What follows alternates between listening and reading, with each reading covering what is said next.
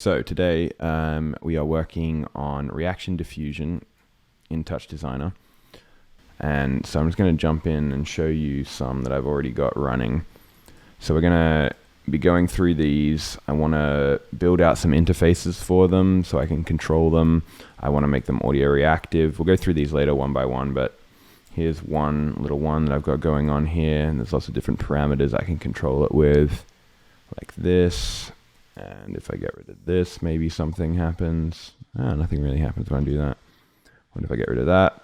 It goes all crazy. The main ones obviously are going to be controlling the gamma. So if I can head it like that, can sort of start making interesting looking shapes. Brightness too. You can get like white on black look or a black on white look. So that's one little patch. Close that out, let that keep running. Here's another. Another more complex sort of looking reaction diffusion system. Lots going on here. And let's see what I can change. Right, this crossfade looks promising, so I can change how it looks. Sort of breaking it up, making it more solid, making it less solid. There we are. What else? There's a transform here. I wonder what that does. Just moves the whole thing downwards. Obviously, messing with the brightness is less effective in this one. It's probably going to be one of the ways that I do the audio reaction, because obviously you can see as I take things away, the brightness goes down. And that'll be a way to feed some like audio in to get the reaction going, but it doesn't really make a super interesting difference like it did in the last patch. I've got this blur here. I guess if we disable that blur, that's a pretty interesting effect. I like that. And obviously I can manipulate, not make it tiny. So if I crossfade this over to noise, we get a different sort of look based on this incoming noise. And yeah, crossfade back to the circle. What are these at? So this is, yeah, this is a 32-bit float. Okay, that's cool. Oh, mono plus alpha, I see. All right, so that's another one of them.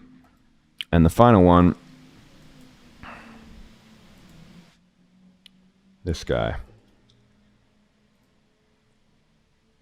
Ooh, I left a parameter on that I didn't want. I think I want, isn't there a noise crossfade here that is just being a little too much?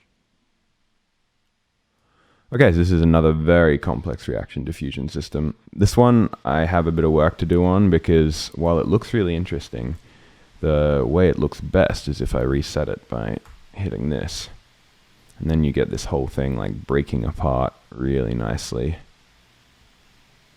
It's doing it a bit faster than I thought. Wait, I think it's too much sharpening. Not enough sharpening. Yeah, that's what I want. It now breaks apart really slowly. Sort of like explodes across the screen. I really like this, but I need it to be a lot more controllable. Have it reacting to audio a bit more. I wonder if I can like add little things subtracting from it. Yeah, it'd be interesting to see what we can do with this. Because like you see, these black spaces are obviously causing these large areas of black. But once they're full up, they sort of fade away. You can see that across there. Let me just check. Yeah, a 32-bit float here too. Okay, so that's the kind of systems I'll be working on. The other thing that I wanted to do first was show you basically how to do reaction diffusion. I'm going to call this, in Touchdesigner this is, reaction diffusion demo. So all this, when I first got into Touchdesigner, I was thinking about how to make really interesting, complex evolving systems. I was looking at artists like 404.0. They make these really interesting, complex evolving systems. And I was thinking how to make stuff like that because they're sort of like audio reactive and really nice and like parameterized, which means like you can link up parameters between audio and visual, which make it look really good and make it like really high impact for the audience. And reaction diffusion is the core of a lot of techniques to make these like evolving systems. So I want to just show you quickly how to make basic reaction diffusion. The really basic reaction diffusion is like a blur, then a sharpen, and then feedback. But for some reason, wait, let's see if I can do it. Actually, no, I'm not going to bother doing it. For some reason, that doesn't work that well in Touchdesigner. You can't just go straight blur, sharpen, and then feedback. So you've got to create a little feedback network like the one that I'm just about to create. So the way you do reaction and diffusion inside Touchdesigner is you build a feedback with some kind of source. It can be basically any source, just as long as there's some color in there. You put in a blur, connect it up to the blur, and you put in a second blur. This is really easy. You can find this stuff elsewhere. I just thought I'd run over it quickly because it helps to understand the patches that we're going to be working on. So blur, then another blur, and then you want to get a subtract. Then you want to subtract the second blur from the first blur, just like that. And then a level. And then a composite. I'm going to use an over for this example. So I'm going to composite that over the source. Doesn't really matter what you use here. It starts mattering later a lot more, but for now, this is fine. So I get this over and I composite it over the feedback, into the feedback, and we have our feedback loop. Two blurs. I'm going to turn this blur up a little bit. Maybe set the pre-shrink to 2. Turn this blur up a little bit. And now all we have to do is go to this level and crank the brightness and the gamma. And then you start getting that reaction diffusion look, which is those, I'm sure you've seen these kind of things, these like kind of squiggly guys. And I'll just keep cranking these up. And you can see they start moving when you crank them up. Bring us right up here. Really bright. There are a few artifacts here because this is not the best way to do this, but you can see you control it with these blurs. So the more I make this blur up, the larger these things be. If I bring it down, you get smaller versions. So I'll leave it there. This blur also affects things. Can make really tiny guys, and again, bigger. I don't know what you call these, right? Reaction diffusion things. And then with this basic network setup, you can start just adding other elements and seeing what you come up with. So like we might put in an edge detect. Oh wait, let me just show you how to, I'll start evolving this noise, because as you can see, all the white spots in the noise take away these things. So I'll get more of them if I take it down like that, and then less of it if I bring it up like that. It doesn't really matter how you do it. So that's your basic reaction diffusion. And then you might want to try something like putting in a transform. So with this network, this is another good thing to understand. Anything you put after this subtract is going to affect the whole system.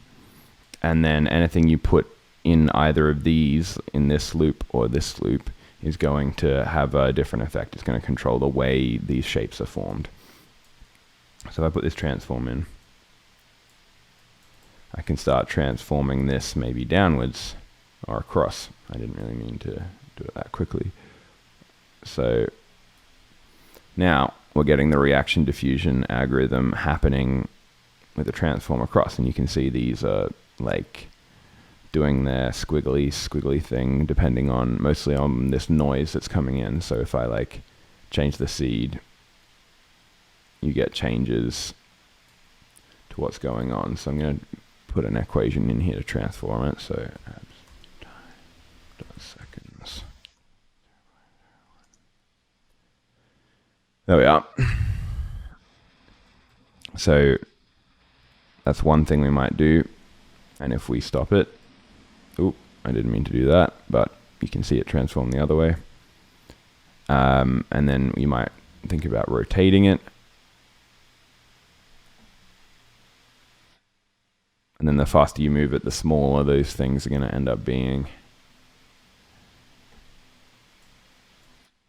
And yeah, there's lots of things you can do with it. The easiest thing to do to get some basic motion, add a displace, make a noise. It's just going to be the texture that I'm displacing it with. It doesn't really matter that much. Just go in here with abs. Wow, I can't spell tonight. Seconds. So now I've got some noise. I might decrease the harmonics, increase the period, and then displace. Bring the displace weight right down. Put this guy into the feedback loop. And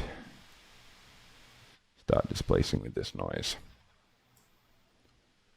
So there you've got some basic motion to work with. And this isn't moving fast enough. So there we are. That's how you do reaction diffusion in Touchdesigner. And so all the packages that I'm going to work on next are sort of based on this idea, this reaction diffusion concept. So we're going to jump into them and make some changes so that they're parameterized and easy to control. And then after that, make them audio reactive, which is fun. Okay, so leave that demo over there. We don't really need it. And we'll go into this basic one. So these reaction diffusion things are things that I've already built. Where am I going to leave this? I think this guy's going to stay here.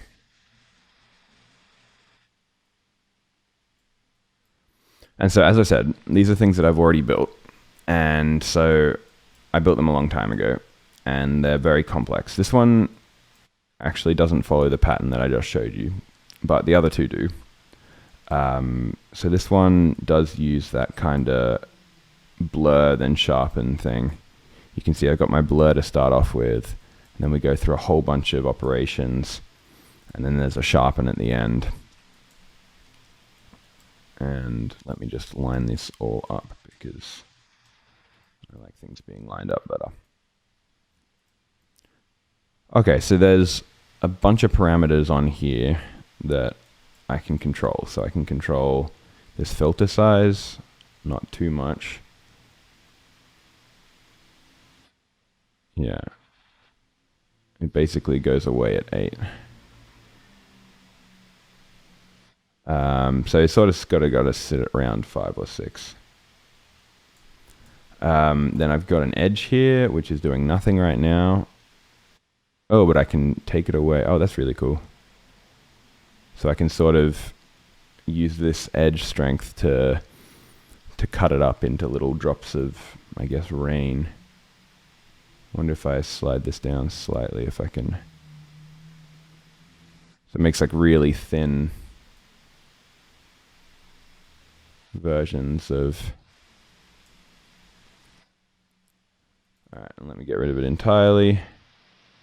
And we get back to our normal patch. This level obviously is going to be the most important because we've got this brightness, and we can swap down. Sort of like an effect where you're changing between light over dark and dark over light. That's really nice, like rain falling. Then the gamma also, too much.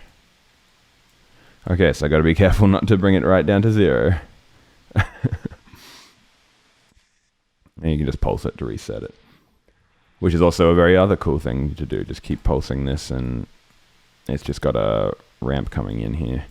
I feel like this over is hardly doing anything because you're getting a solid texture. There's no alpha in this texture by the time it gets over here. So this over basically does nothing, but it's still there. And so yeah, the relation between the gamma and the contrast allows us to get a lot of different ideas from this. Some that I like more than others.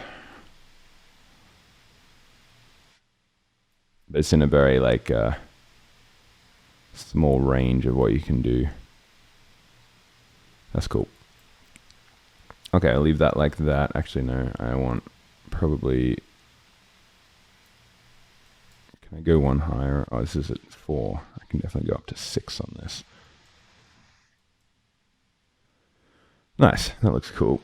What's this transform do?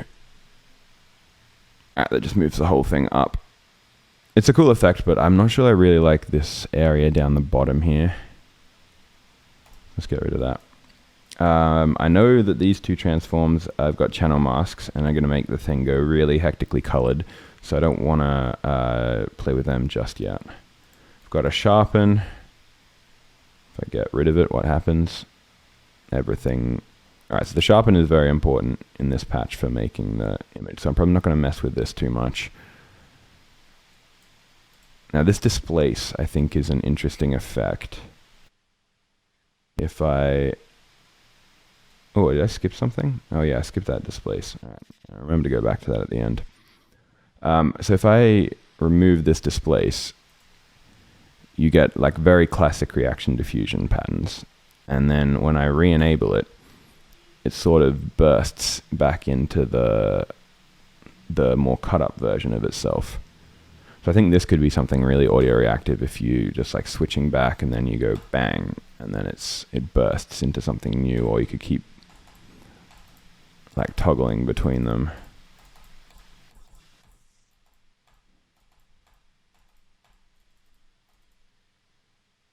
So that could be cool. This is just a null, so obviously it does nothing. This level, I wonder what this level does. Not really much. I wonder if I play with its gamma. That can have interesting effects. I wonder if that gamma is going to be a useful thing to parameterize. And what about the brightness here? I might come back to this one. I think it does very similar things to the other one. Oh, instead of come back to this displace. So this displace, just taking a noise texture, and that's creating most of the general movement, I think. So if I get rid of this, yeah, everything sort of stops moving, except for the reaction diffusion aspect. So everything stopped moving, and then you re-enable this, and you get all the moving displacement. And so every time I stop that one, I wonder if it happens if I stop this and stop this. You get another kind of pulse moving through. That's cool. I wonder what happens if I keep doing this a couple of times. I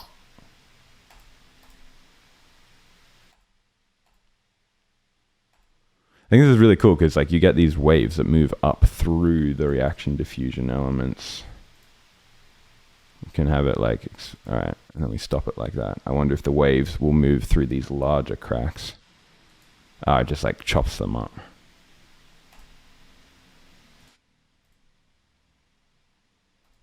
That's cool. And then, oh, I added the upward transform. Oh, that's actually making some pretty interesting effects. So when I disable this displace and enable this one transform, and let's get this back in. Oh, I see. All right. Might look into, so this displace, it's displacing it by itself. But what is happening is there's only two colors. So there's only red and black in here. And so it means that all the reds are going to get moved in one direction and all the blacks are going to move in the other. So, ooh. Why does that break? Oh, because I'm disabling all of those by accident. All right, yeah. So we might want to, so like see how this displace always makes it go diagonally. There might be a more interesting way of doing it. Let me just disable this, re-enable this, and look to do a little change to this displace here. So if I put in a noise, what I'm trying to get is two values, two random values.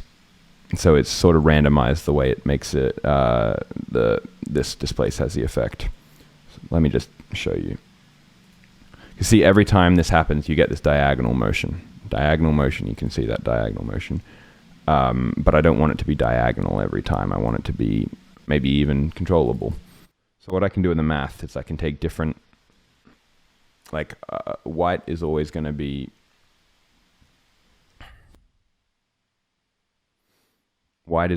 up and to the left, no, up and to the right, and then black is always going to be down and to the left, and that's why we get this effect. And that's why we get these shooting down that way. But if I can change some of the values in the channels, so for example, if I make, so this displaces using the red and the blue channels. And so if I invert the blue channel from range 0 to 1 becomes range 1 to 0, we're going to have a shoot off in the opposite direction. So just like that.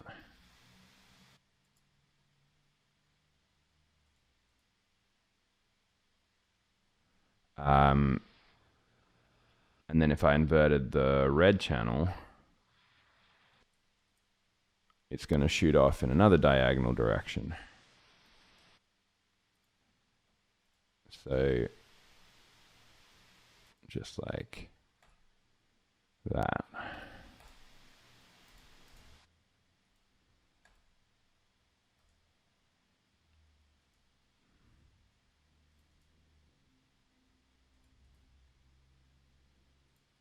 And my question is,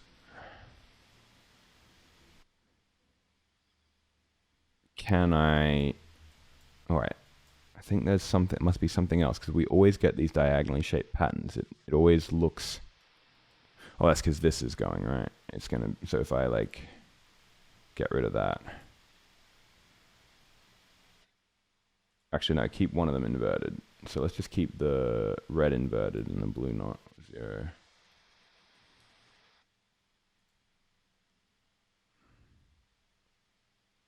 It's always going to be going diagonally one way or the other.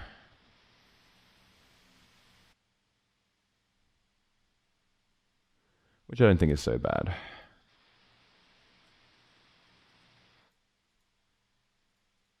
But what we might do is look at randomizing the options here.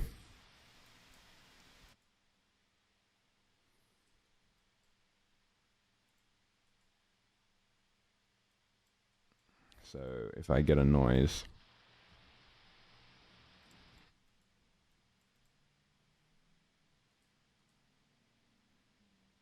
actually, let's do it a different way.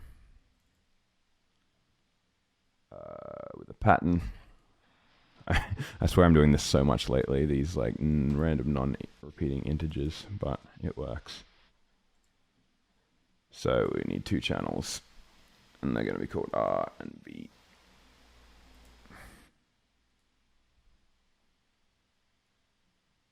Like ideally, I'd want to be able to make one shoot downwards. Let me just see what that looks like if I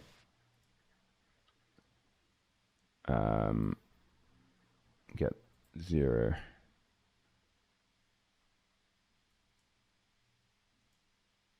Actually, let's make it 1 to 1. Get rid of this guy. No, that's not doing anything. Okay, all right. We're just going to randomize the 2 of them. So this is going to generate... Actually, I don't want random non-repeating integers. I want just random.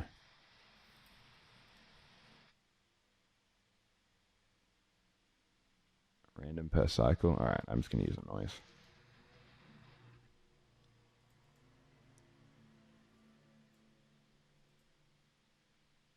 And this is just going to be time sliced. Actually, no, it's not. It's going to be 1 sample.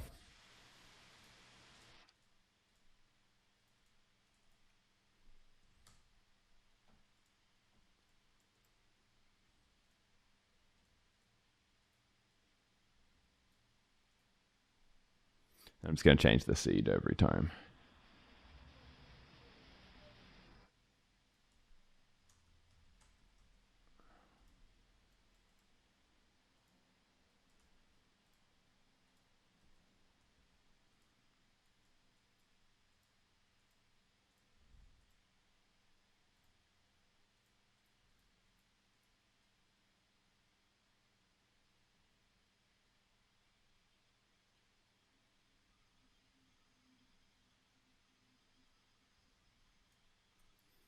Okay.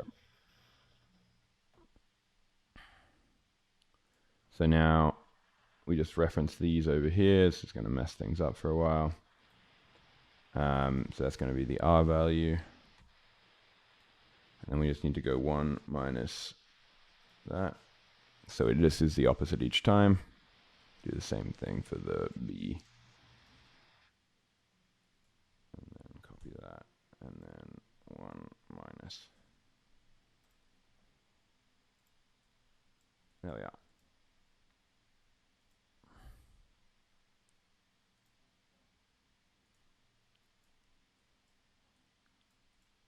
So now every time I randomize this,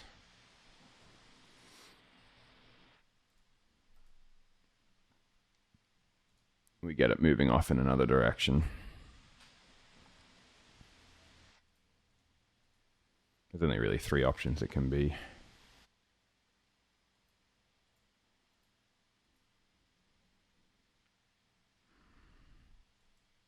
I did promise I'd show you these 2 transforms. And this is where things going to get really like glitchy and hectic. So let's just enjoy these. I don't really like it. I prefer it black and white, but there might be some of you out there that do love it. So let me know what you think.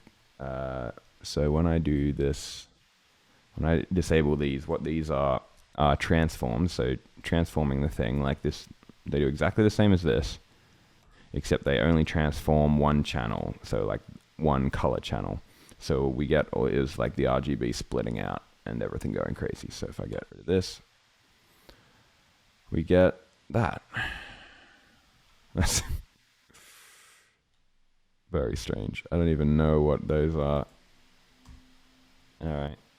So you can see we've just split the R and the R and the B into 2 others. So let me like, there's some pretty cool stuff like that. But then when it's like that, I think these random artifacts are because of this. I wonder if I replace this. Oh no, they still come.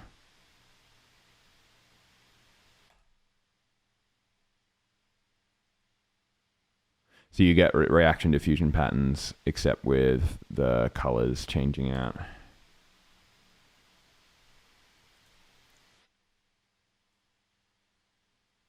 Oh wait, I wonder what happens if we just like change this.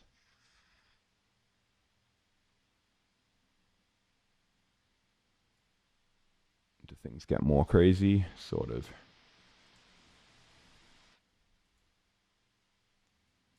And then even if I get rid of this, this transform is causing the issues. You're still going to get all that red and blue in there because it stays.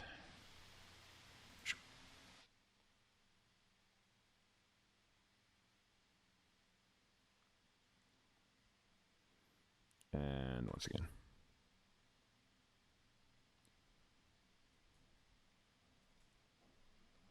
And so I can use my other transform, which is this one. And we get a further split into all the RGB primary color things. So this is taking the green channel and moving it downwards.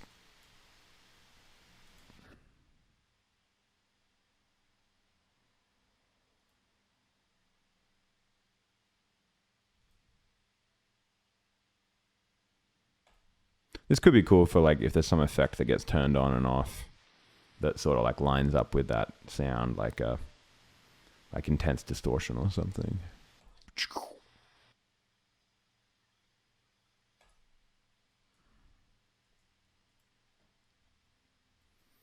All right, and then we can have both of them at the same time.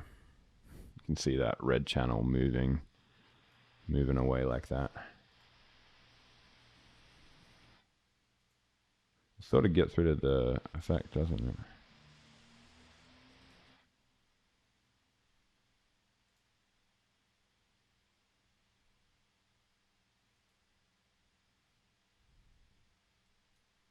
Oh well. Anyway, I'm going to keep those two off for now because they don't really interest me that much.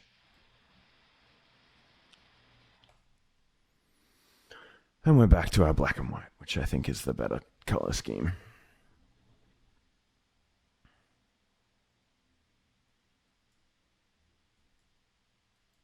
We can have this back.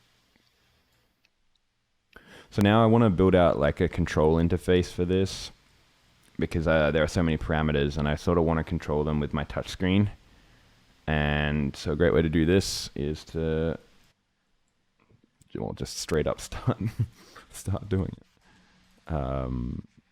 Okay, so this is where we get into the sort of interface stuff. So we want a container. And normally I wouldn't put a container inside a base, but the way, let me just readjust my chair for a second.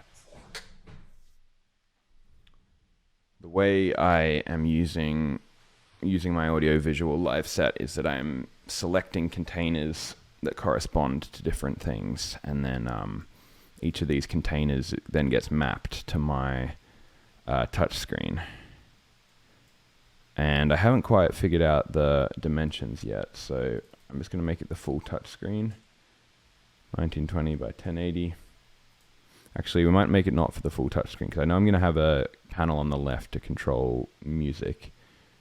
So I might do 1920 minus 512. So we get an I didn't mean to open the operator snippets. Let's chill. That's going to talk about containers. The operator snippets take a while to load. All right, there we are. Yeah, lots of interesting things. Anchors sizing, drag and drop, resize from window. All right. So this is going to be our control interface right here. And the first thing I'm going to put on it, in it. So I just got to open up my palette here. Go to my components. These are things that I've built. Is it HUD? I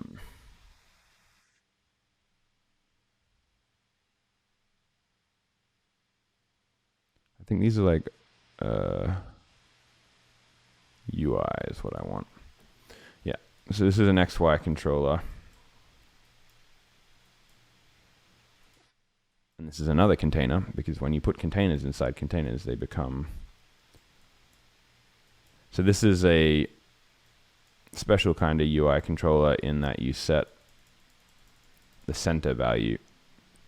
I've got some controls here. I think can change the mode from hold to sticky. So this is just like a normal XY. Like that. So I'm going to use a bunch of these. So when we see these containers, we've got the XY in the container.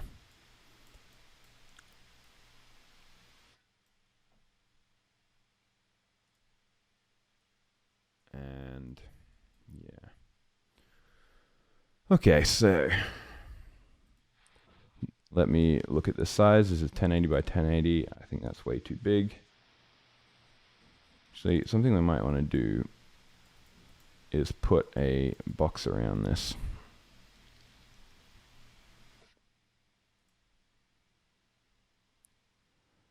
So something I didn't think about was that as I'd be combining this, I'd need to combine it with other UI elements. I didn't think about putting boxes around things. So if I'm going to get a rectangle,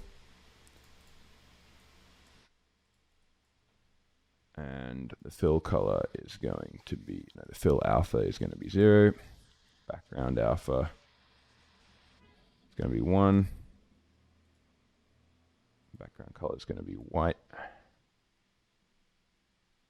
And this is going to be tiny. And that is too tiny, so we need to go like down 1. Something like that. That's a little thick.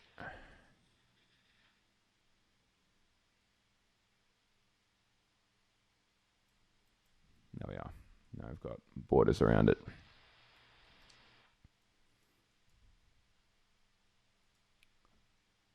So I'm going to bring this down in size.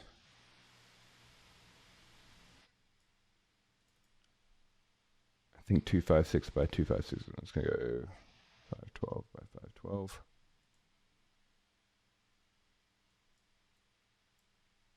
Now there seems to be some kind of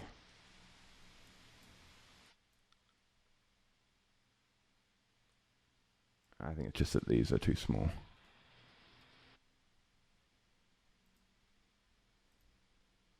I think these rectangles need to be just pure fractions. And then a little bit bigger than that.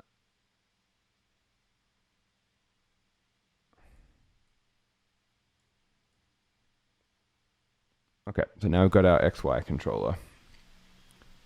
And the first thing I want to control with an XY controller is going to be the brightness, the brightness and the gamma. So luckily we have these outputs. They go from what? That's confusing. Oh no, there's 0.5 to minus 0.5. But I can go outside the range. Okay, that's good to know.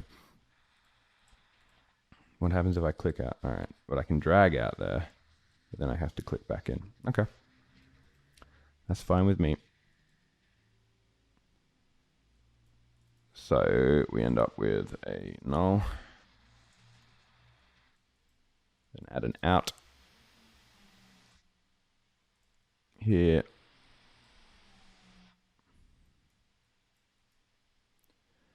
And then another null. And now these values are free to be used over here. But what I'm going to want to do is I want to scale these values first. So I think we're going to do this inside the container just to keep things nice. So I'm going to put a merge here because we're going to be merging multiple of these together. And then let's see what kind of values we want. I feel like we're going to want the gamma to be, do we go right down to 0 on the gamma? It might be useful. So let's say we go down to 0.2 all the way up to, what did these both go to 3? 3 to 2. All right.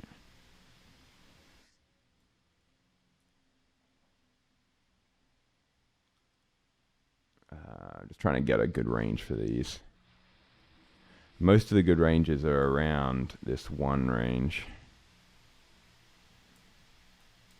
So I think we're just going to go 0.2 to 2 on both of them.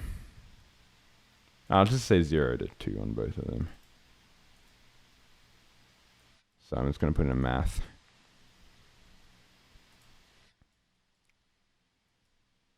And this math's going to be, we know that these go minus 0.5 to 0.5. The range is going to be 0 to 2.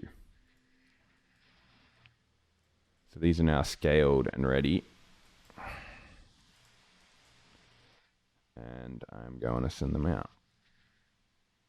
So this is going to be, I think we'll put brightness on, all right, this is the X.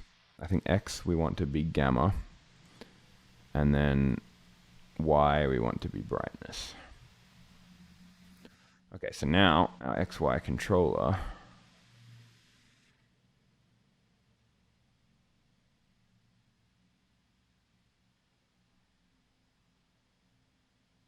we've got that under control.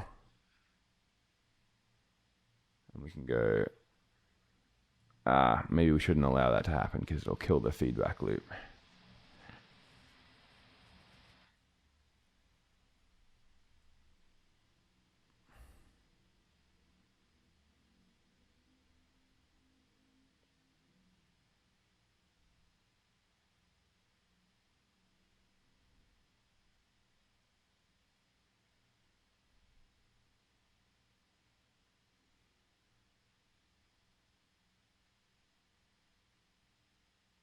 And also I don't think I like the brightness being able to go that low.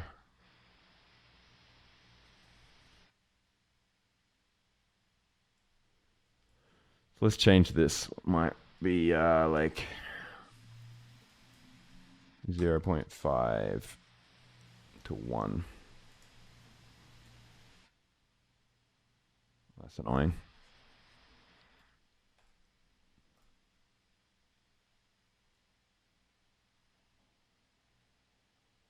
Oh no, not to 1. To 2.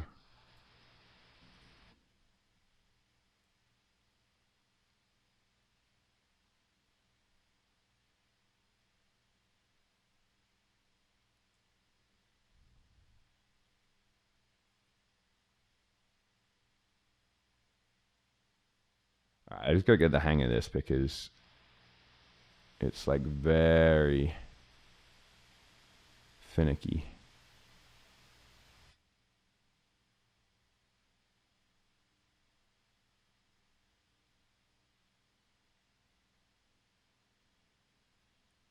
I eventually want to be able to use this with like the touch screen.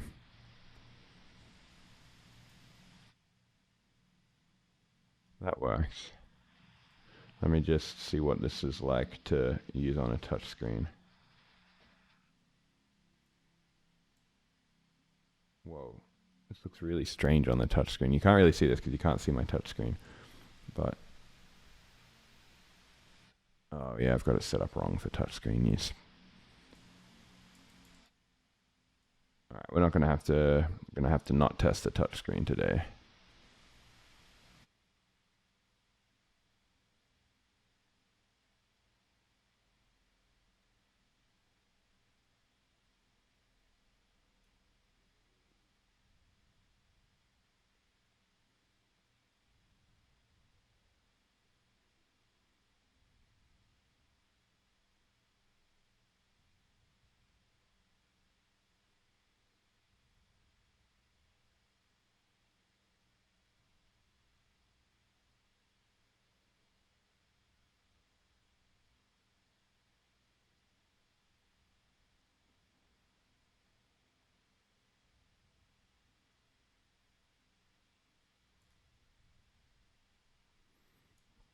I really like when it breaks off into that, like, those little fly-offs. Wondering what happens if I get rid of this transform.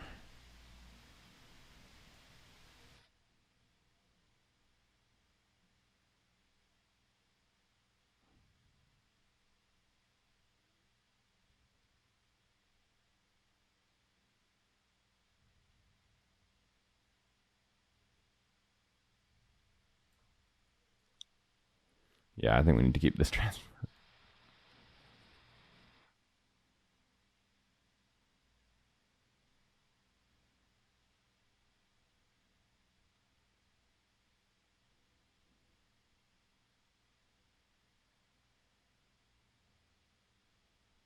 See, I hate it when it goes into that gray territory. That gray look is like absolutely not what I want it to look like.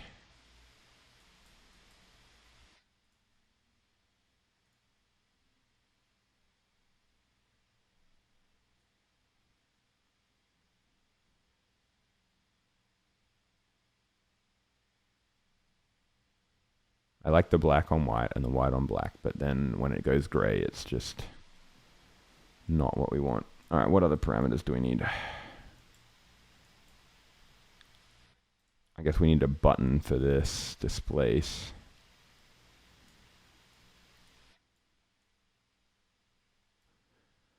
And now I got to think about these blurs too. Let me just get this out of the way for a second.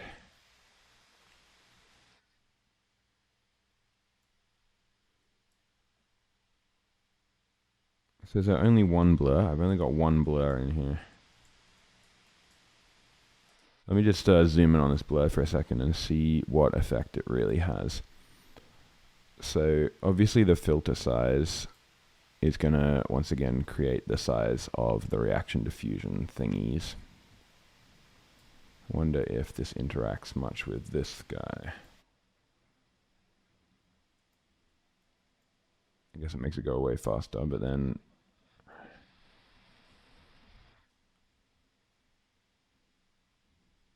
So we can go between basically 3 and 8. Maybe 9.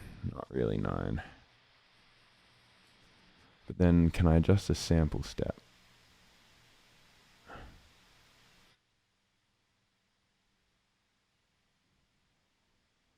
Don't actually know what the sample step does. So we're going to learn about blur for a second.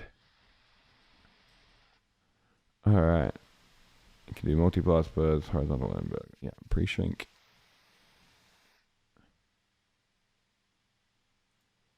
So I know what pre-shrink. Alright, sampling image.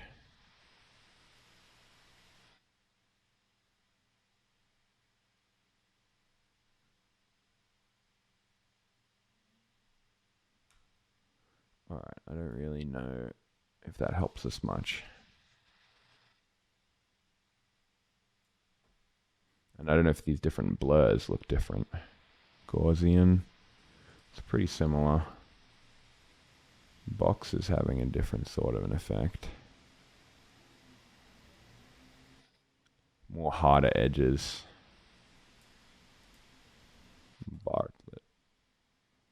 Bartlett seems to have not much difference again. Sync, okay. It's a very, I don't know, fast blur.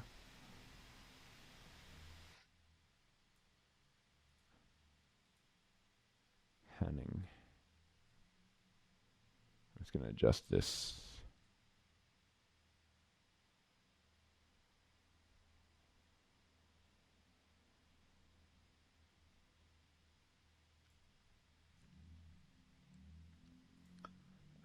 Hanning and Blackman.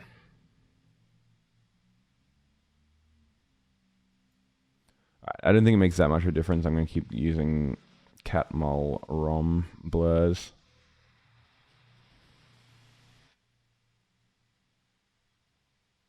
But clearly this does have quite an effect.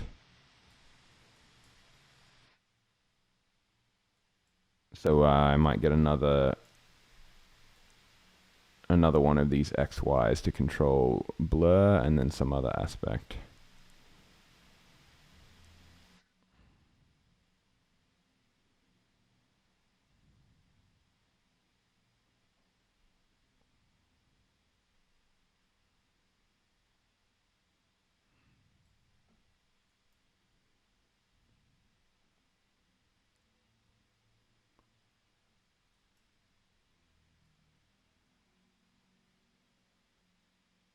All right.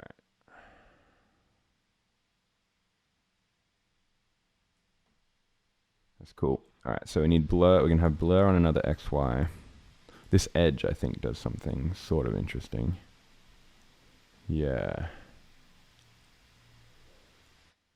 Maybe we've got blur and edge.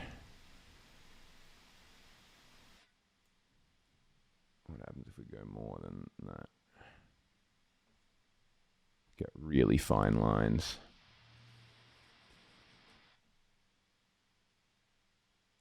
So I'm going to make another one of these XYs.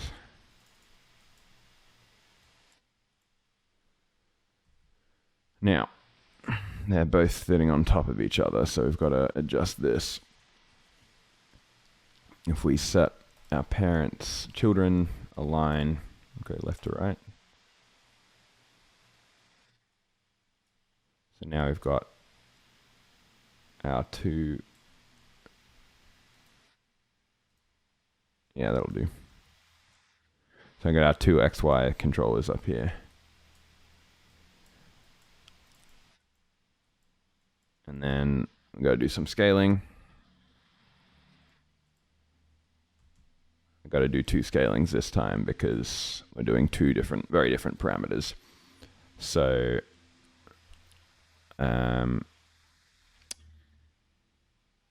what do I want? I want to select.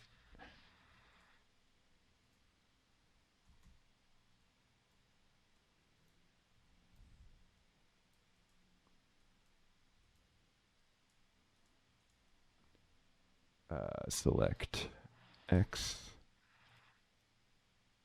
Select Y. I think I might even rename these since we're doing this. So let's say X is going to be the blur, and then Y is going to be. Maybe we should do it the other way. No, definitely X should be blur. So X is going to be renamed to blur. And it's going to go from into here, from range. And so I know this is going to be 2 to 8 for the blur. And then this is going to be the edge. And our edge max is going to be 0.5. Maybe we go 0.9.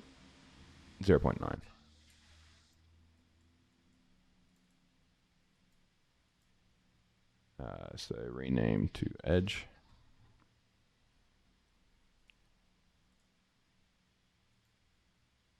Range.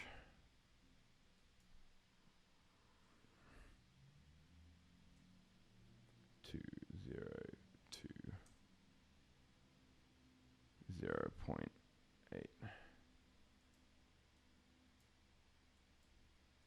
You know what we might also do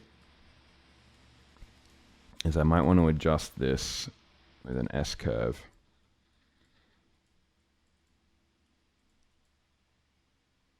And a lookup. All right, so we're going to do something different here because I sort of want there to be a very slow change over the start. Linearize. This is how I basically want the curve to work. So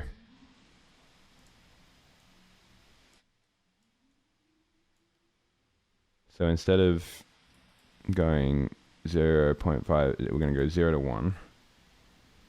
0 to 1. This is going to be range 0. No, 0. It's going to be 0 to 0.8. But see, I want it to really change slowly at the start. Increase the bias even more.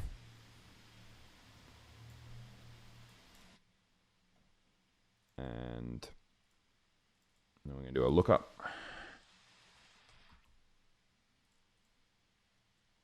That's going to go in there. I got to rename this to be edge.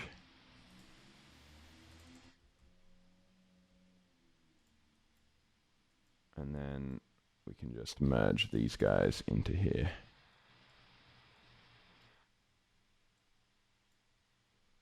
And now the exciting part. So we're going to take the edge, strength, it's going to be there, and the blur.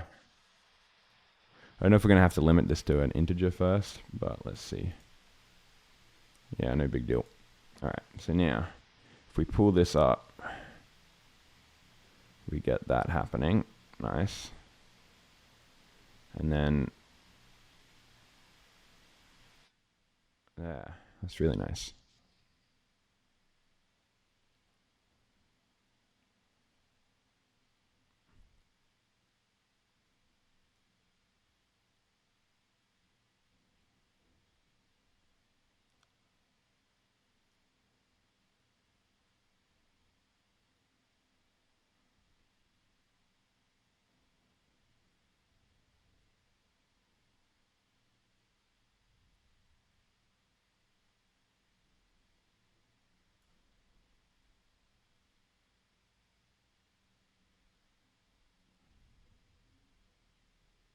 You can get a lot more interesting effects, and especially if I can start using these with like two hands to control.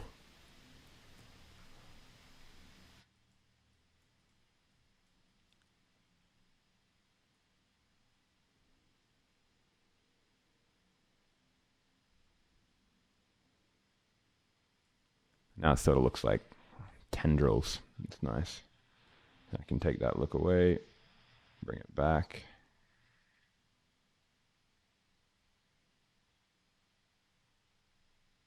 Those classic edge looks.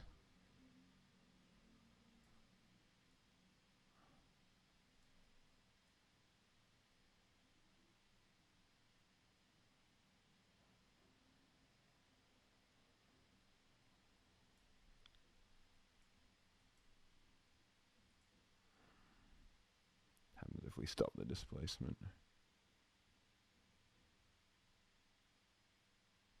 Yeah, nothing too exciting. You get nice slow movements.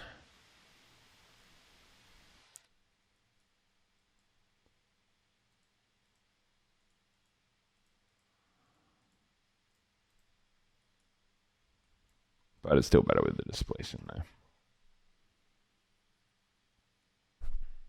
Oh, sorry about that, just hit the microphone.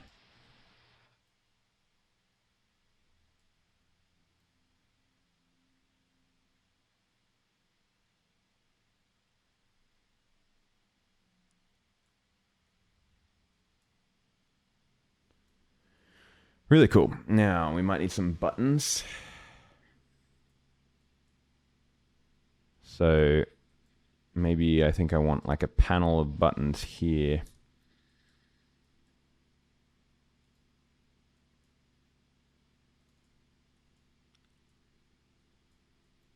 Or well, let's just see where these buttons end up.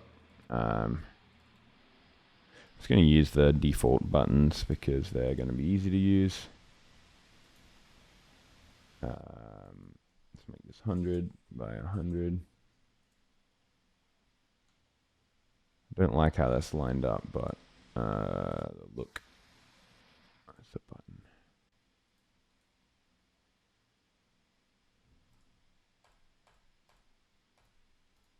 So it's just on and off. Label is going to be, how am I going to call this? Call it S displace. Self displace.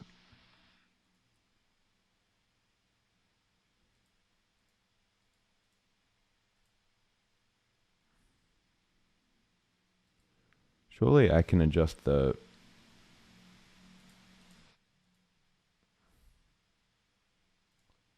I want to change the text size. I have to jump in here to change the text size.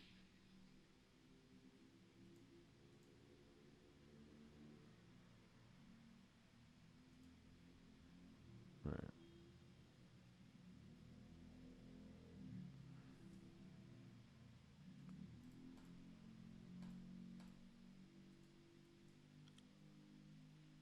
So that's pretty straightforward. We're just going to take this out. I might just rename it because it's good practice. To S dash displace.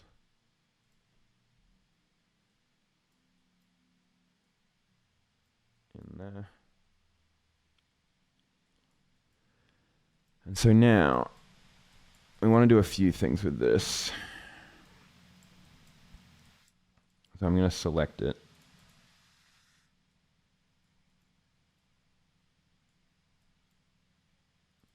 And so I want to select that S displace.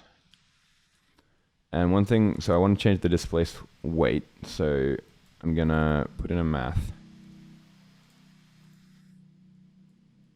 And a null.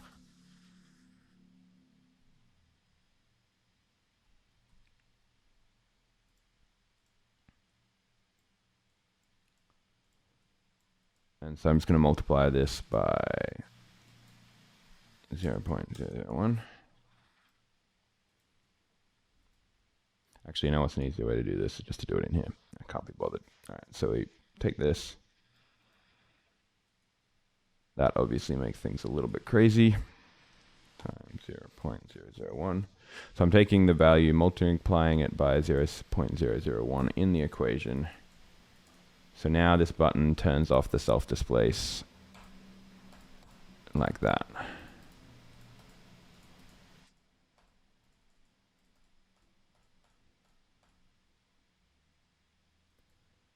So then what I also want to do is have a pattern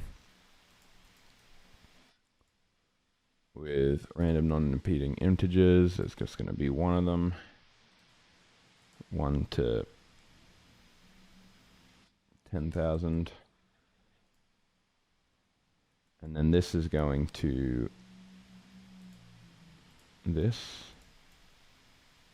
It's going to randomize it.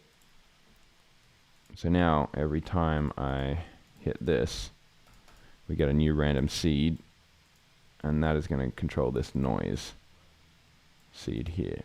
So now we get a new random direction. So every time we go, it goes a different way. See those little things? All right, let's try a different control here. So we don't want all of that. Now, see, it'll change direction.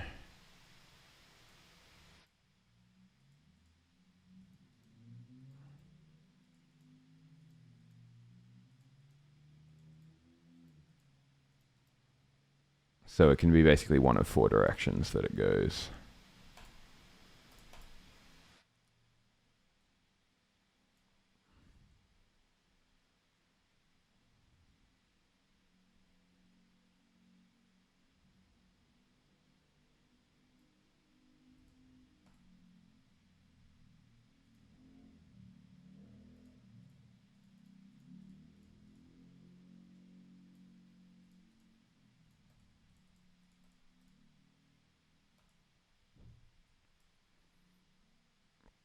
But I think I want to keep it on most of the time because it makes those like kind of interesting things happen.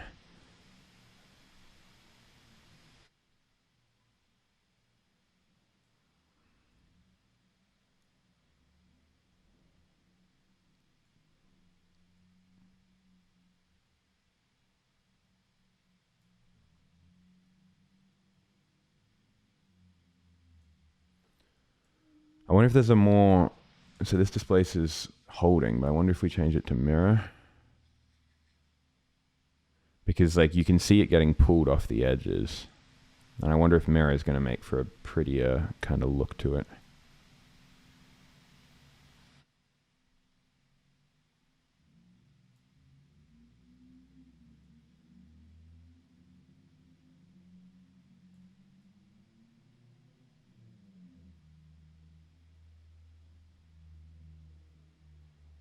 It still gets pulled off the top, so I think leaving it on mirror is going to be the best option.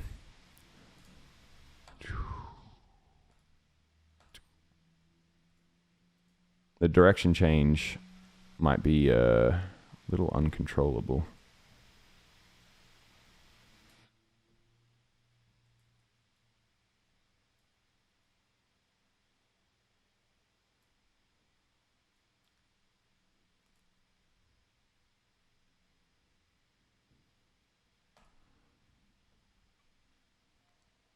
But I guess it is this operator that makes it interesting, so we'll leave that.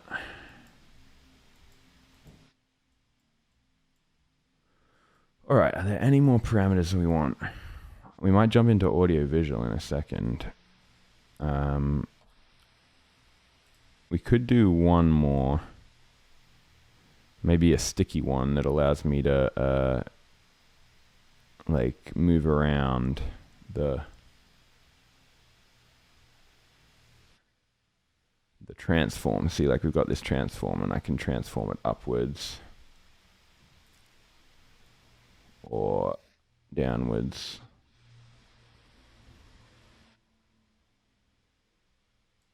Or left to right.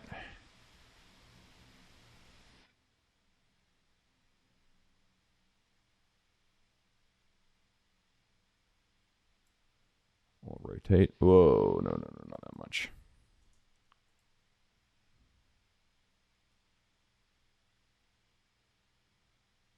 Or scale.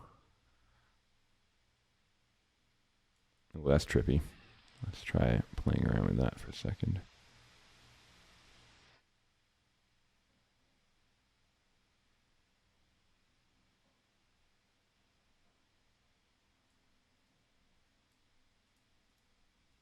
Gotta reset this.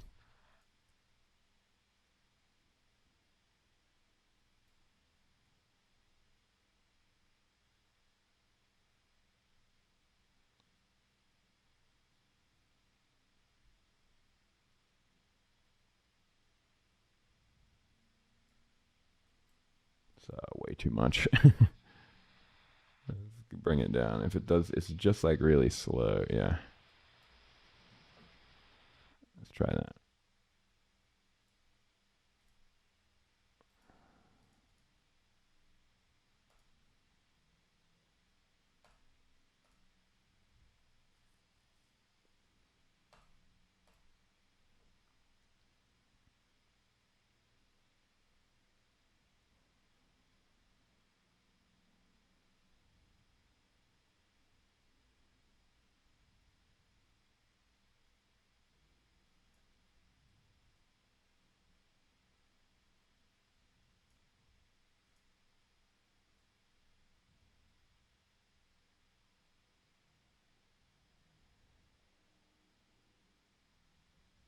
Just really don't like getting into that gray territory.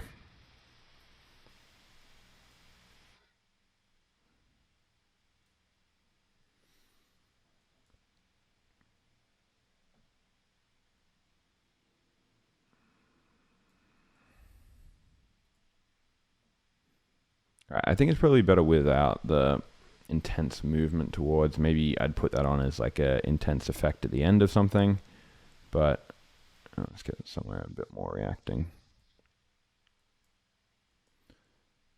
Something I can also try to do is add like a subtract. So maybe we could put in a noise. And this noise is going to be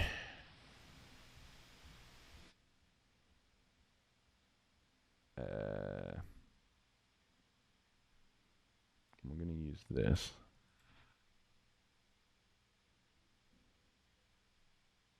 Output is just going to be noise. So what I'm trying to do is just get like a random pattern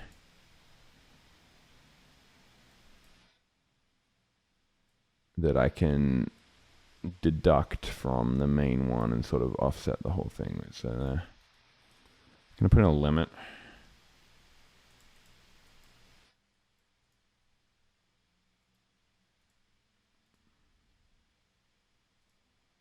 I just don't want negative values coming in. And then I'm going to put a level.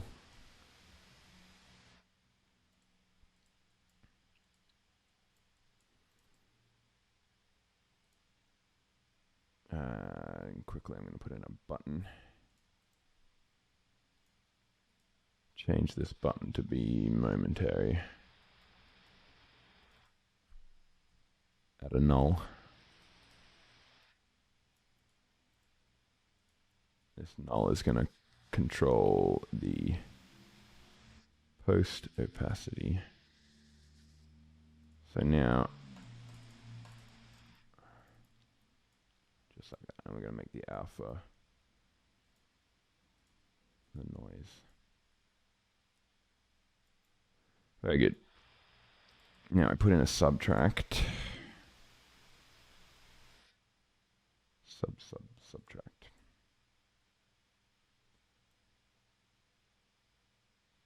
And we are subtracting.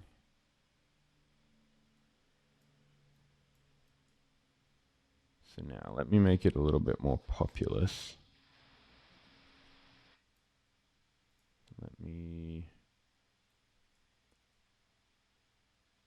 Let's see what happens if we go like that.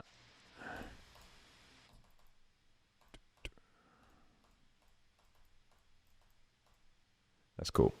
What if we're in a different kind of mode?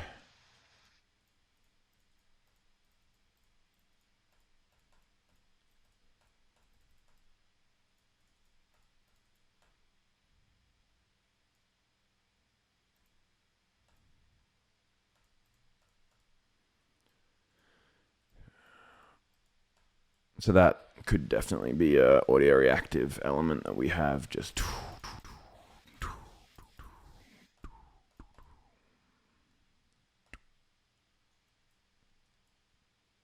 something we can also do with this is do another random non-repeating integer, a pattern. Random non-repeating integers, 1. Change the seed 1 to.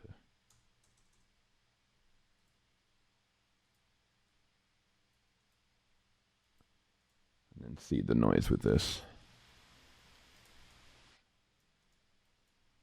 So now we're going to get a different noise pattern every time.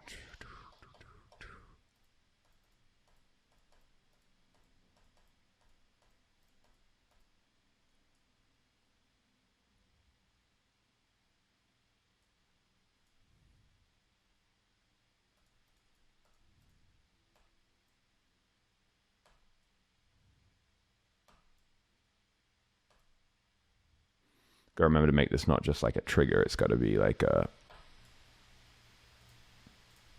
because like the flashes will work, but then it works to hold it down too.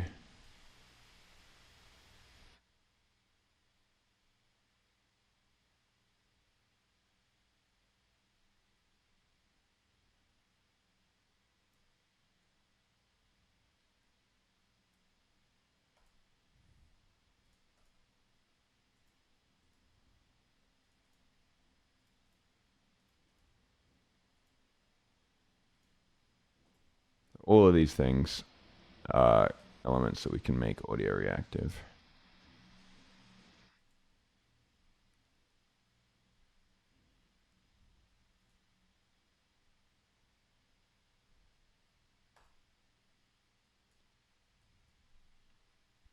And then the whole patch can be controlled in that way too.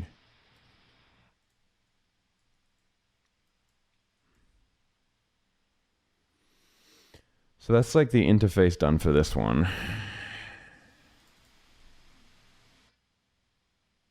It's looking pretty good so far, so I might switch to another one for a second.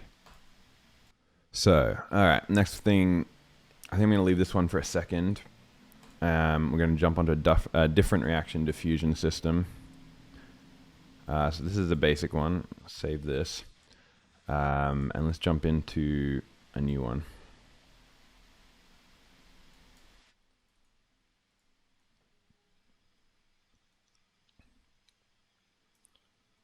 So this one does follow the the basic pattern.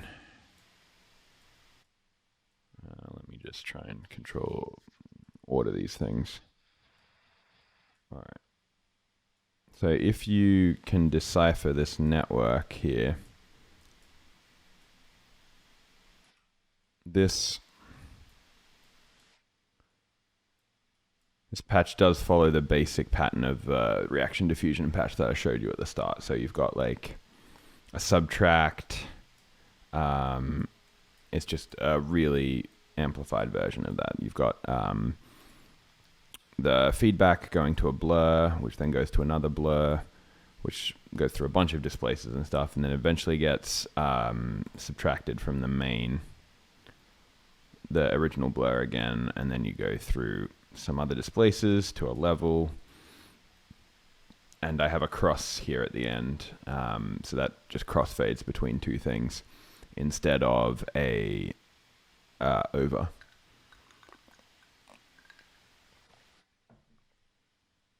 So I'm going to look into some ways I can use this crossfade. Like I'm just going to look at the parameters that I've got here, how they affect things.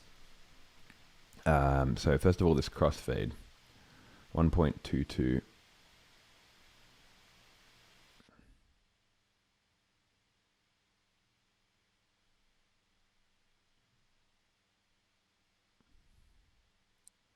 So what you got there is basically a change between the input and the full reaction diffusion. I think it's a cool parameter, but at the same time, I think it'd only be really useful for maybe like a transition in, like if you started with that or a noise. Wait, I've got a different input. Let me just see. So if I cross fade here, I have this noise as the input. So let me see what happens when I crossfade in from that.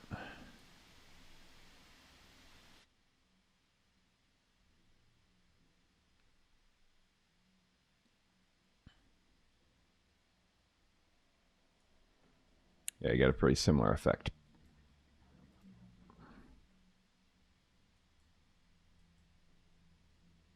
But I prefer the ramp, first of all. And I'm just going to set this back to what I had it at before, 0.122. Now what else have we got? So the brightness and the gamma on this one, let me see.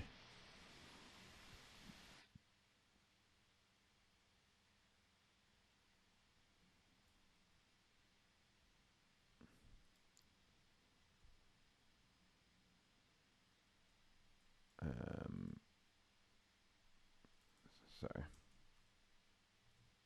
I sometimes reset things by accident. So 1.16. And I remember in the past I've used these brightness and gamma as audio reactive elements, which work quite nicely. Let's see what else we've got here. We've got another transform. That's just going to move the whole thing down. Okay. If we get rid of this displace, everything stops moving. We've got an extra subtract here. So what does this do?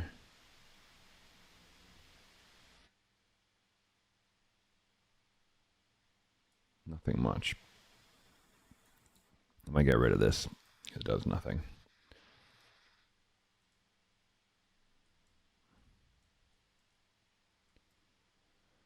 Got another level here. What happens if we start messing with this?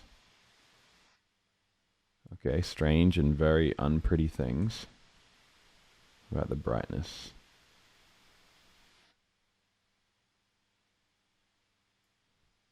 Once again, strange and unpretty things, so I'm going to leave that. I've got an add here with an edge there. Let's see what happens if I increase the strength on this edge.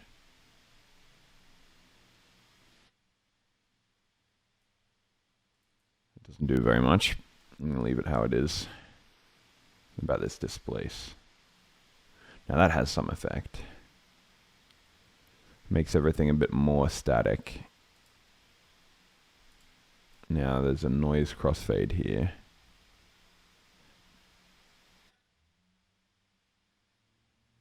I think that's probably a useful effect.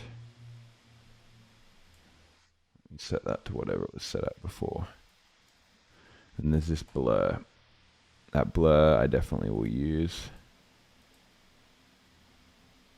What if I undo that? Set the pre-shrink off.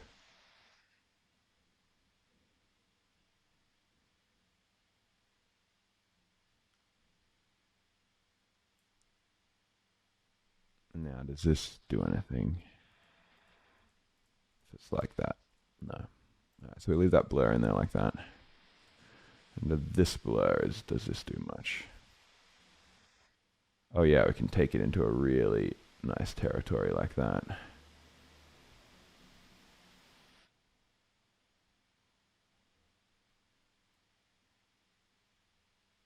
What happens if we do that and then increase this?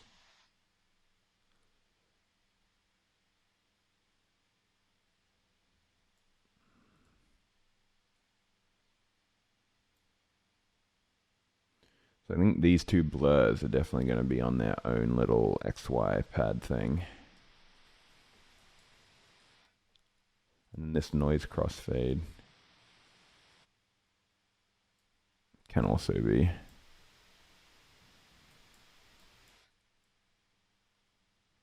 That's about it for this one. So I can do that real quick. Gonna go in here, grab this container.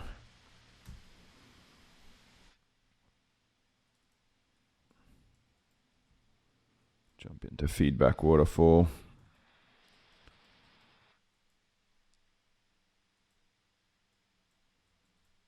And let's get this one, first one to be blurs. So I know that the blur range is from, it's going to be 1 to 32. So then add a null.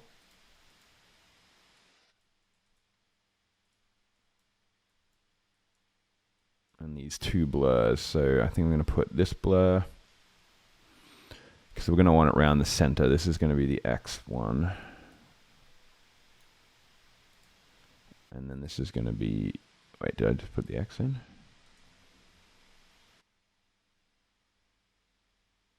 Oop, that's not what I meant to do. So this is going to be the X.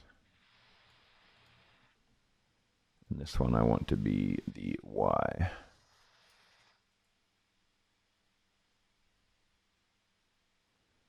So the Y I want to probably keep down at 0 most of the time. View this. All right. Wait, no, I'll put this over here.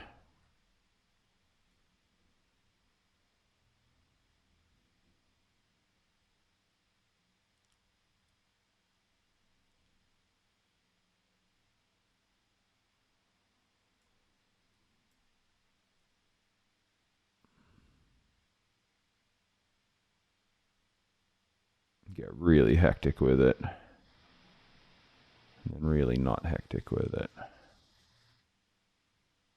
And that's like your sweet spot about there, but then you can get more hectic down here.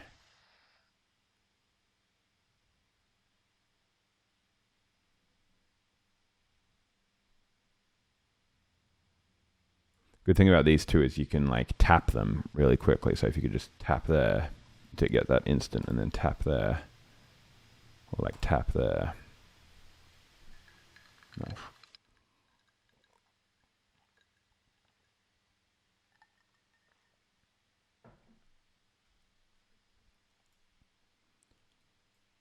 What's next? This noise crossfade. I don't know if we need this with the blur thing in.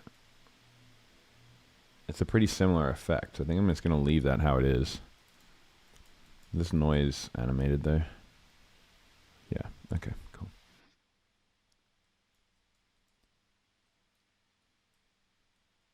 Oh, and this edge, do we want to do something with that?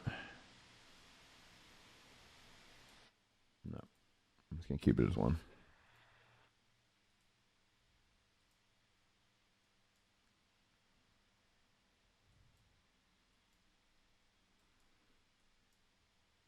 I think that's probably about all I want to do with this one.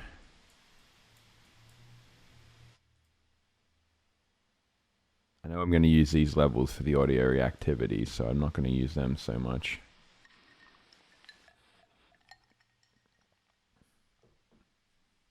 Actually, you know what I might do is activate this transform. This can be like a joystick controlling the transform.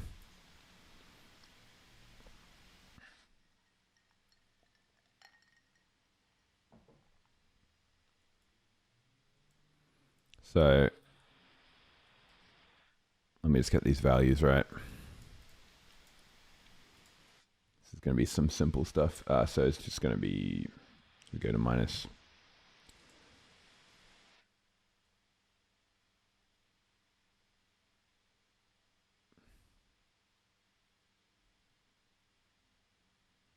I think -3 is about the fastest you'd want to go on that. It's not really interesting to go much faster. You just get a cascade, so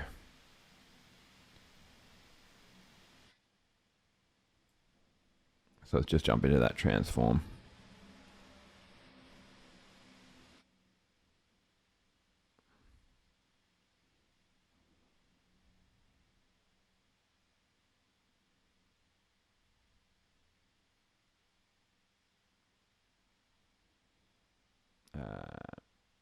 Let's leave that. Leave that there. All right, so let's map that transform. So you can get rid of all this.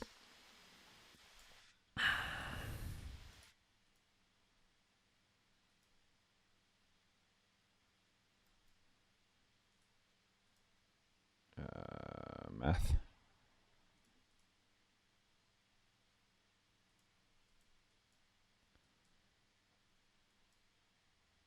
We don't want this. We need this disconnected.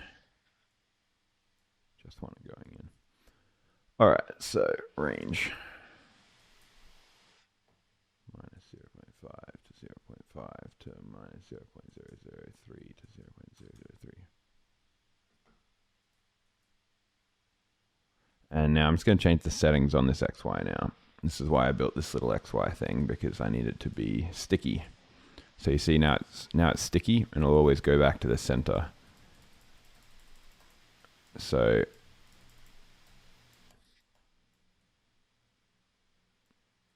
that's fun. And I can make the sticky filter even faster, so it goes back to the center even faster.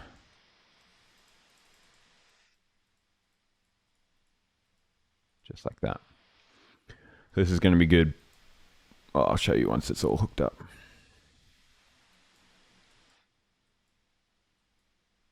So I've got this null already here. And so this transform, obviously X is going to be mapped to the X. Whoop. Make sure it's UI1. X is going to be hooked up to the X, and Y is going to be hooked up to the Y. So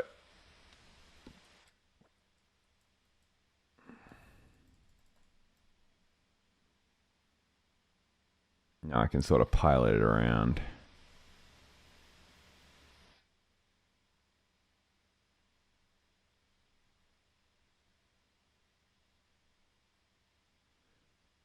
Oh, that's interesting. When it's set to sticky, it sticks to the bounds. I can actually make it a bit more strong, I think. Let's go even like pretty heavy. So now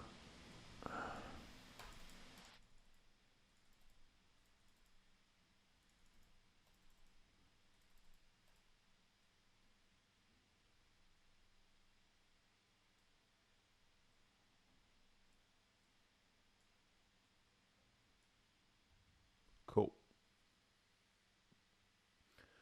It's working quite nicely. And I can get rid of this S displace thing because it's not getting used anyway.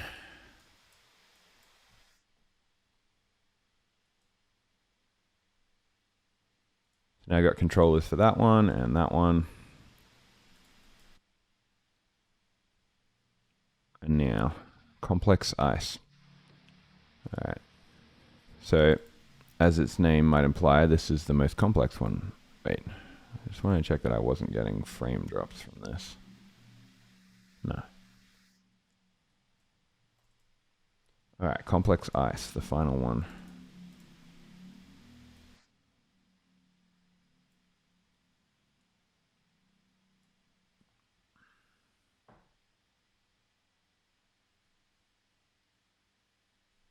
Okay, so what's going on here? Well, this one is very similar to all the other ones, actually. It's just a lot more complicated. It's similar to the other ones, just more complicated. So I'm going to find a subtract. Yeah, so here's a subtract. So it's the same technique. You're subtracting.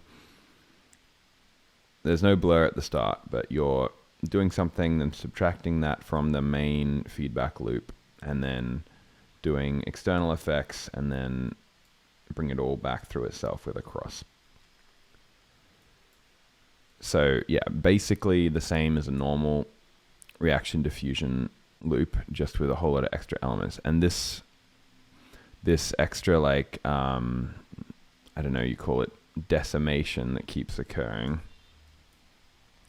That is because I think there's a cache somewhere.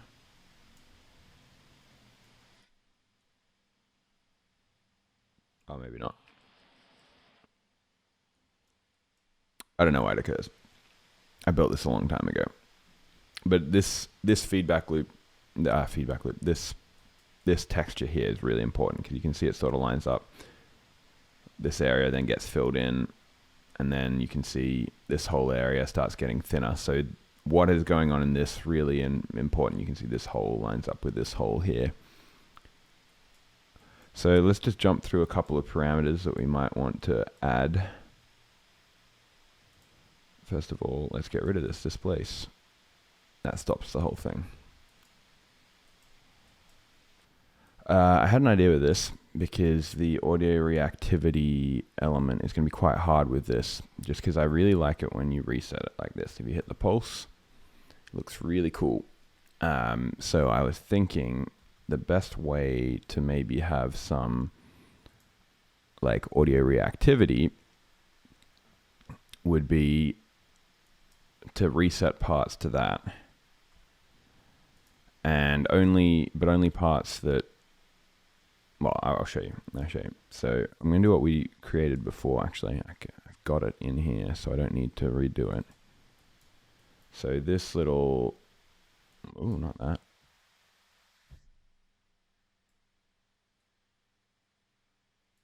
Where was, hold up.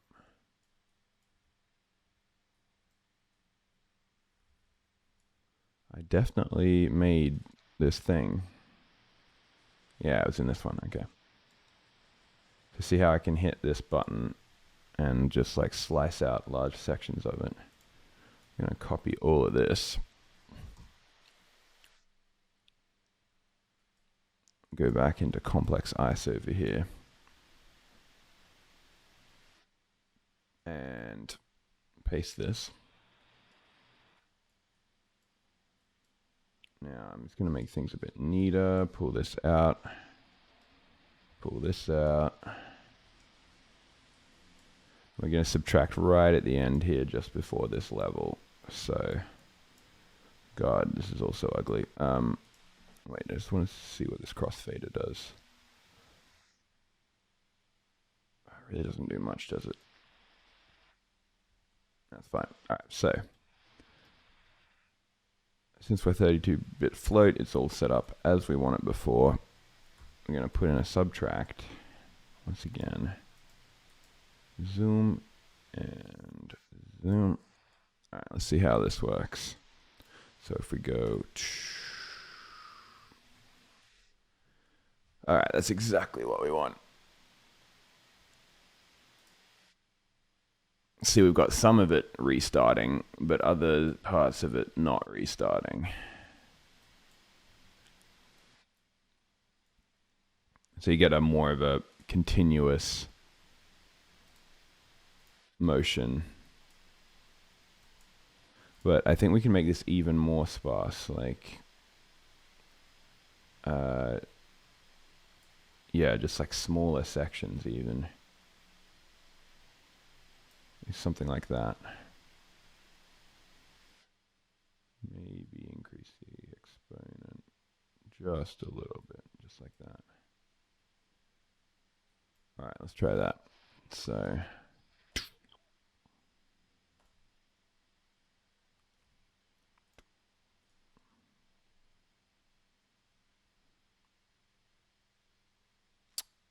you know what? This should also randomize these two noises so we get like a new, I don't know why there's a crossfade in here. It's crossfading between itself. Must be something that I had from a while back, but I think what we want to do here is have this be a pretty like intense reset of everything. So I'm gonna set this up to have a bunch more channels. So we're gonna go Chan 1, Chan 2, Chan 3. I think that's all we'll need. Actually, I think we need one more channel. Chan 4. And so let's view this. Actually, I'm gonna add another 0 on the end here just so we have like a heap of seeds that we can choose from. And these 3 noises, every time I hit that, they're gonna get a new seed. So this noise, seed, it's like that. This noise, seed, that, and then this noise, seed, channel 4. Okay, that's good. So now when we hit this button,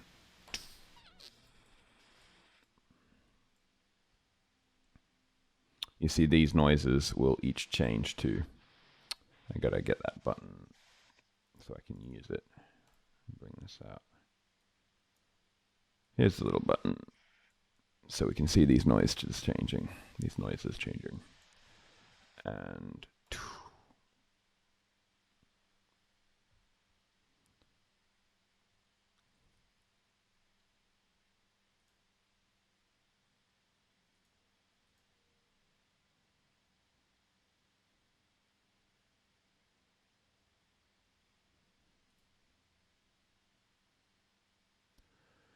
so that works. I'm going to see if there's any value in us adding a transform in. I think I would have already tried this if it was worth it, so I'm not super optimistic that it's going to be worth it, but we'll try it. So we put in a transform. What happens when this all gets translated? Whoa, not like that.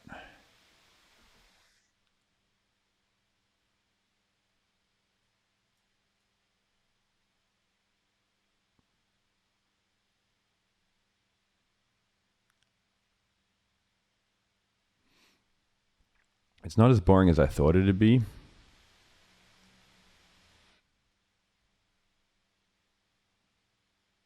But it sort of ruins some of the effects. Like obviously it doesn't look like moving through a landscape. It looks like the whole thing's coming down. What happens if I...